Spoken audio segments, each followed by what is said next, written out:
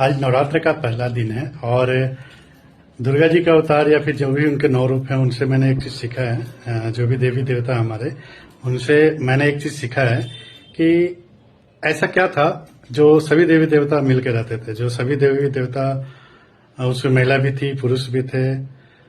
जो हम लोग को जो रूप बताया गया है, बाकी हकीकत जो भी है वो किसी ने देखा नहीं, हम लोग अवतार रूप ही देखे हैं। लेकिन जो बताया गया है कि एक पुरुष भी हैं और महिला भी हैं, ब्रह्मा विष्णु महेश, चाहे दुर्गा माता, जगत जननी माता के सभी रूप। तो ऐसा क्या था जो सभी मिलकर रहते थे? पता है, वो चीज था वैल्यू। वो एक दूसरे की वैल्यू करते थे। कोई ये इल्जाम नहीं लगाता था कि जो हम लोग का व्यवहार होता है, हर किसी का अपना अपना व्यवहार है। जैसे भगवान का व्यवहार है कि कोई भी भक्त उनकी आराधना करेगा, उनसे वो प्रसन्न होकर उनको वरदान देंगे ही देंगे, चाहे वो वरदान में कुछ भी हो। ये उनका स्वभाव है। तो उस स्वभाव के तहत अगर वो किसी को वरदान देते थे, ऐसी वरदान भी जिसके कारण बहुत सारे मुसीबत आते थे, तो कोई भी देवता या भगवान उनपे इल्जाम नहीं लगाते थे कि आपने ऐसा क्यों किया। वो लोग क्या करते थे? वो लोग सॉल्यूशन ढूंढते थे।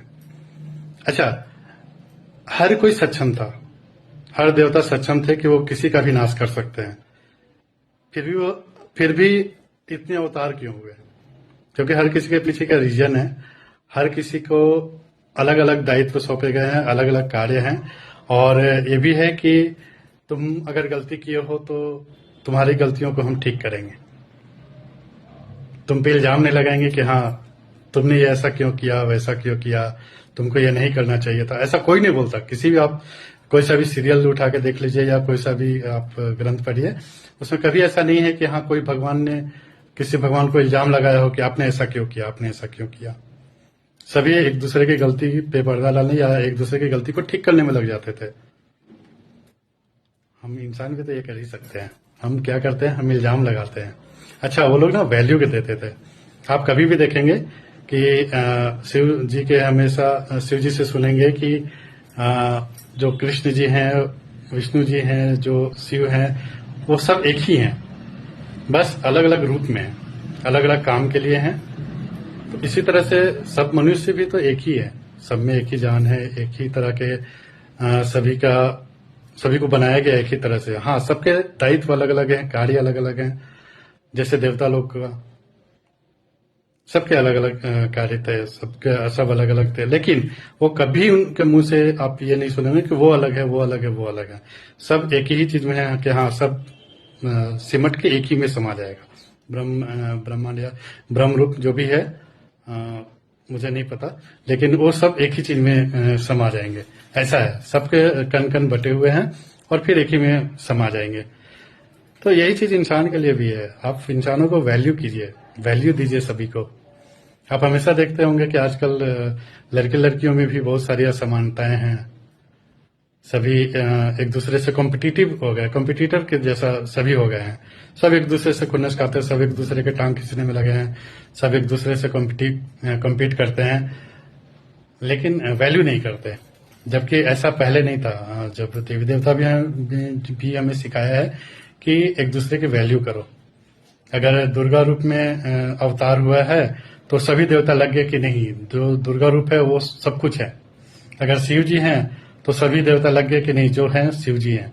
अगर विष्णु जी का चाहे राम अवतार हो, चाहे कृष्ण अवतार हो, या आने वाले जो भी अवतार हो, सभी देवता लग जाएंगे कि नहीं, जो है यही है।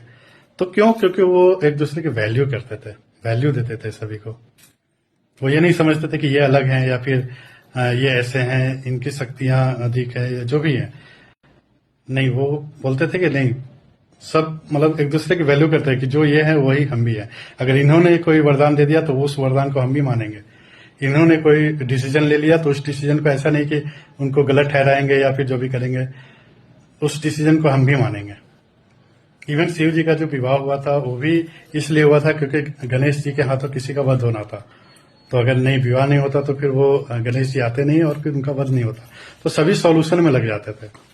तो इसी तरह से चाहे घर परिवार हो, चाहे आपका कार्यस्थल हो, चाहे दोस्त यार हो, कोई सा भी हो, आप एक दूसरे की वैल्यू कीजिए। आप उनको अलग मत समझिए, आप सब समझिए कि एक परिवार के हिस्से हैं और सबको वैल्यू दीजिए और अगर किसी से कुछ गलती होती है, देखिए जानबूझ के गलती करने का कुछ तोड़ नहीं होता है, लेकिन अगर किसी से भूल हुई है, किसी से कोई गलती हुई है, तो सब मिलकर उसको ठीक कीजिए। उसको ब्लेम करने के बजाय उसको ठीक कीजिए, उसको समझाइए कि हाँ आगे से ऐसा ना हो। या फिर अगर उन्हें वैल्यू होगी तो वो खुद समझ जाएंगे कि हाँ ये गलती है, तो ये गलती आगे से ना करें हम। तो इस नवरात्रि, हैप्पी नवरात्रि आप सभी को। माता रानी आप सभी को प्रसन्न रखे, खुश रखे, स्वस्थ रखे। जय माता दी।